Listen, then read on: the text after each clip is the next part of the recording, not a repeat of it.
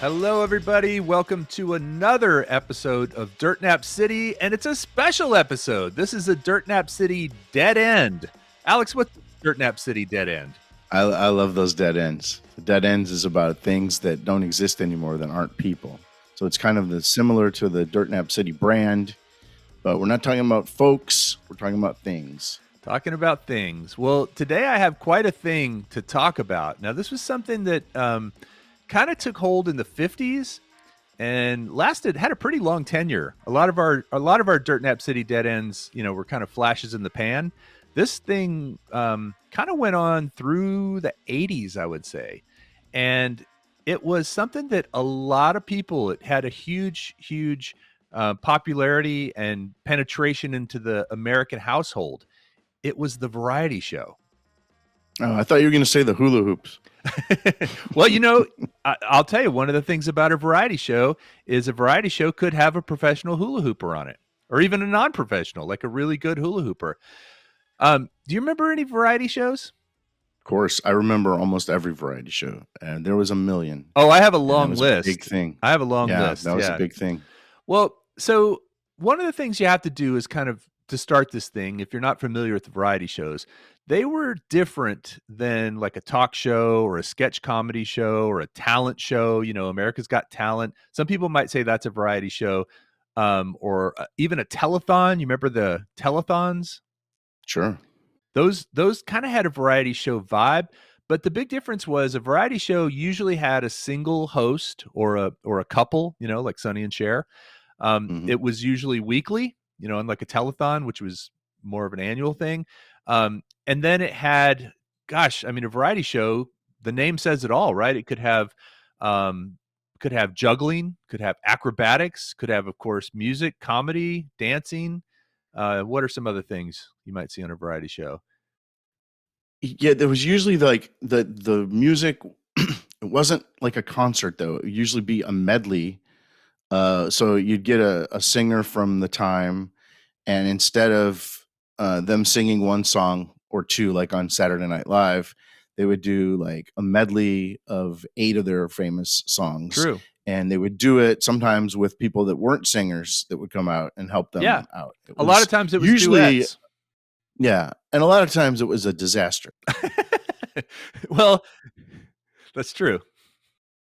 So there were also things like magic, ventriloquism, right? I mean, the nice thing about the word variety is it truly opens your door up to a variety of things, literally.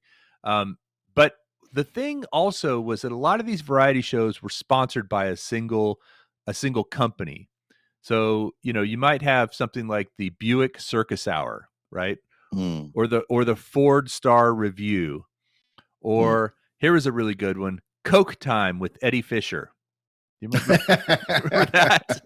Eddie Fisher was really pumped up during those shows. I guess he was. Yeah, it was sponsored by Coca-Cola, wow. which in fairness, back then probably still had cocaine in it because it did it did for a while. Coke Time with Eddie Fisher. Yeah, that was a thing. It actually started as a radio program and then transitioned to television. That's how OG. I'm more familiar with the ones from the 70s, the ones that at the later end of the. Well, I kind of have a list here of some of the classics from the 50s, 60s, 70s, and 80s. American Bandstand, that was a music thing, but I think it had some variety on it. Andy Williams show. American Bandstand didn't really have any comedy. Okay, though, but yeah, it had a variety of music. Sure. There was one called Country Style. Never heard of that one. Dick Clark had a show, the Dick Clark Show. There was Dick Clark's World of Talent, and then of course Dinah Shore. Remember Dinah Shore? Big time. Yeah, I remember Dinah Shore. That was more of a afternoon show, though. I think, wasn't it, or was that an evening? I don't remember the timing of it, but she did have all kinds of different guests on. Ed Sullivan. He was a pretty famous. Now he became a little more of a talk show kind of thing, but I think in the beginning, I think the reason that variety shows were so popular. Do you have any theories on why they were popular during the 50s and 60s? I mean, that was the beginning of television, right? Yeah. And so and the whole family could get around, and there's something for everybody, That's right? exactly right. There's something for everybody, but also there weren't a lot of other options, right? And so the fact that you could cram comedy, ventriloquism, acrobatics, magic, singing, all of that into one show meant that everybody could get something. Whereas today, well, today nobody even watches TV anymore, right? You're watching your phone or your computer or your constant or your Apple AR goggles. Um, but so this Or listening to Dirt Nap City, or listening Dead to Dirt Ends. Nap City. This gave you so many opportunities to watch things as a family and to get something for everyone, kind of like you said. Now George Burns had a variety show. Henry Morgan had a variety show. Johnny Carson started kind of in a variety ilk, if you will. Nat King Cole, Lawrence Welk, Ken Murray, also, who had a variety show. Now, this was actually really groundbreaking for its time. Hugh Hefner had a variety show. Playboy After Dark, I think it was called. Well, that Something was like the no, reboot. no, no, wait. That was the Wait, wait, reboot. wait. There was one Wait, wait, actually wait, way no. before that. No, was it called Playboy's Penthouse or something like Yes, that? Or Playboy's yeah, Penthouse. So that was actually shot in Chicago, and it was supposed to be like a party at Hugh Hefner's apartment. Like it right. had playmates and guests, and basically Hugh Hefner would talk to the guests, and then they would do whatever they do. Shields and Yarnell with their whatever they do. Yeah, I watched one of those recently because it had the band The Grassroots, where Creed Bratton is was Oh, was right, on, right, and it's from The Office, yeah. and he's on that, and it's just real awkward, like you say. It's like a party, and Hugh Hefner comes over, and he's like, "Hey, The Grassroots are over here. How's it going, guys?" And you can see Creed over there in the corner. Does he talk at all in it? He Creed? Yeah, I think so. I think briefly, yeah, Is yeah, that on YouTube? yeah, yeah. I need to check that out. I'd be curious what his. I've never seen him outside of the show, so I'd be curious to see what his sort of demeanor is, because he has a very distinctive demeanor in the show. But Yeah, I know it's not like that. of course, Red Skelton. Remember Red Skelton? Heard the name? Yeah, yeah. And then there was also Red Buttons. I think comedians did a better job of hosting these shows than musicians usually. Like I remember, you're probably going to come to Johnny Cash. Yep. Johnny Cash used to get the best guests, but he was a very stiff host Yeah. that Yeah. would stand there and just kind of read off the cue cards. Yep. Usually some of these comedians did a better job of moving the show along. People like Dean Martin. Kind of funny you mentioned that, because there was now I was kind of talking mostly the 50s there, but during the 80s there actually was a little bit of a resurgence in variety shows. They were dropping in popularity, but there was a comedian, and his name was Jeff Altman. Do you know what show Hmm. he was on? Pink Lady and Jeff. Yes, yes. And did you know that You're right in my wheelhouse, man. I told you. I told you. Did you know that was voted like a top 50 worst television shows of all Hmm. time? By TV Guide, yeah. Yeah, yeah. And so it's funny you say Pink Lady and Jeff, though, because the actual name of the show was Pink Lady, because the Pink Lady management wouldn't wouldn't allow it to be called Pink Lady and Jeff. They threatened to sue if it was called Pink Lady and Jeff. One of the many problems with this show was the fact that the name was inconsistent. So in some ads in TV Guide, it would say Pink Lady and Jeff, but then the actual listing would say Pink Lady. So Pink Lady was a Japanese duet. duet of two women Yeah, Mai that and Kai. didn't speak very good English. Yes, yes. So you've seen the What a show. great idea for a show. Oh, I used to watch it religiously. Well, They didn't have very many episodes. it was only like but I think 5 I've seen them all. episodes in 1980, and Oh, yeah. actually it was you're exactly right. They didn't speak good English, and it was a pair of brothers who produced it. Pretty famous TV producers. Where I'm forgetting their name here. Croft was their last name. Sid and Marty Krofft? Yes, Sid and Marty Croft Yeah. were the television producers. God, man, this is right up your wheelhouse.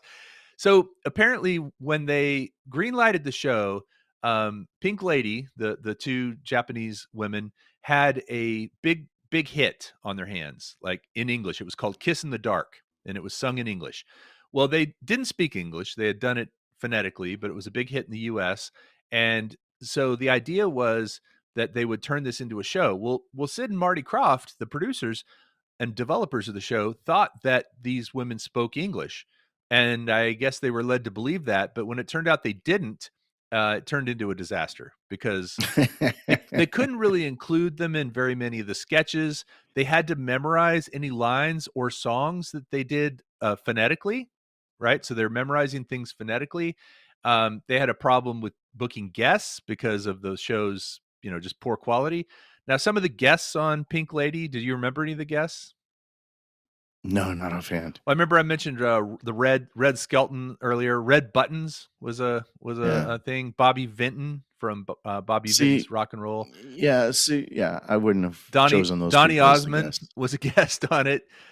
Florence Henderson from the Brady Bunch was actually a guest. See, I think they would have been better off kind of leaning into the weirdness of the whole Oh, of thing and course. had more kind of alternative, hipper people than Yeah, that, yeah, yeah. than Florence Henderson Like David Byrne from the Talking Heads or something would have been a good. or Andy Kaufman or Yeah. something. I mean, they really could, and it tanked Jeff Altman's career. Really, I mean, he was an up and coming comedian and he never recovered from that. You didn't really lean into weirdness back then, though. It was kind of, or I guess this was the '80s, it was the early '80s. So one of their big gags. Do you remember the gag at the end of the show? There was a certain thing they would always do. They would Did it have to do with a hot tub? Yes, they would throw Jeff Altman into a hot tub, and I Yeah. guess this had come from, when the Brady Bunch had a variety show called The Brady Bunch Hour. Um, Yep. Greg would throw Peter into the pool at the end of that show, Mm. and so they did it once, and Jeff Altman thought it was funny, and then they kept doing it, and it seemed very contrived. And Jeff Altman tried to get the writers to change it. He tried to get the producers, but he kept getting vetoed. And there's a theory as to why they got vetoed. You know what it was? Because Pink Lady was weren't they in bikinis? Yes, yes, that's exactly right. Anyway, it was a very clumsy show. From I think that was sort of the nail in the coffin for variety shows. We kind of talked about some from the 50s, but of course, some of the popular ones that were around in the 70s were like um, Sonny and Cher, Flip Wilson. Mhm. Um, Mhm. there was one called the Razzle Dazzle Show. There was I don't remember that. Now, Hee Haw was very successful, yeah, Hee Haw. and that's the show that you'd watch when you were with your grandparents, Yes, right? actually, that is funny. My grandparents, my dad's parents did watch Hee Haw. Do you remember that song? Where, oh, where are you tonight? Why did you leave me here all Oh, yeah. alone? Yeah, I good drinking searched the song. world over and thought I found true love. You met another and you met another and you was gone. Yeah. that, that was the gag. Yeah, Hee Haw, Sha Na, kind of a variety show. The Muppet Show was actually kind of a variety show. It was. It was definitely a variety show. It was a well done variety show. Yeah, The last one I remember being popular was Barbara Mandrell's show. Do you remember that's that right. show? That's right. It had one season, and unfortunately, it kind of got caught up in the downslide of Pink Lady and '80s because she was around in the '80s. Barbara Mandrell had her show in the '80s. It surprises me that it was only one season because I only think when I think of that name, I only think of that show. I don't know if You she don't know was any like other a talent that she music. had. Was she like? Did she? I mean, she was really, really famous, but couldn't say that. I think she was a singer, but I can't remember any songs that she'd had. I don't know Yeah. either. But I know that they rebooted like the Smothers Brothers during the '80s as well, Mm-hmm. and that actually went on Mm-hmm. for several years. They rebooted Carol Burnett's show and just called it, I think they called it Carol and Company for a little while. Mm-hmm. And then Mm. Super Dave Osborne. Do you remember Super Dave Mm. Osborne? He had kind of a Absolutely. show for a little while. Well, the big remnant of all these variety shows today is Christmas specials. So they'll have these Oh yeah. Christmas specials that are in essence, variety shows, but they have sort of a holiday, Christmassy kind of theme. Um, I think Kid Rock has done one. Nick Really? Lachey, yep, has done one. Jessica Simpson, Lady Gaga, Michael Bublé, Bill Murray, Stefani, and then this Really? past year there was one with Hannah Waddingham, a Christmas variety show special. Yeah. Did you see that? Mhm. I did not, no. But she's the perfect example of somebody that used to have variety shows. Somebody that kind of, "Oh, yeah, she's from The Thing, and we like her in Ted Lasso, and she Yeah, sings, and yeah, let's go," but not really famous for not like a not like an Oscar-winning actress and not like a Grammy Award singer, just kind of a five-tool person that's talented. yeah, yeah. Or Well, Wayne Brady would be another one, right? Wayne That Brady, would yep, be like yep. with that missed his chance at the variety shows. He would have been a big time variety show host in the 60s, 70s. Perfect, yeah. Well, yeah, so like I said, they kinda went away because, we got more choices. There's so many things you can do. They're so niche these days that we don't need that variety in one show. We can just kinda dive into, "Hey, I feel like comedy tonight. I'm just gonna watch comedy." Now, Saturday Night Live, of course, is still going strong, 50 something years, right, at this point? How long is Saturday Right, Night yeah. Live?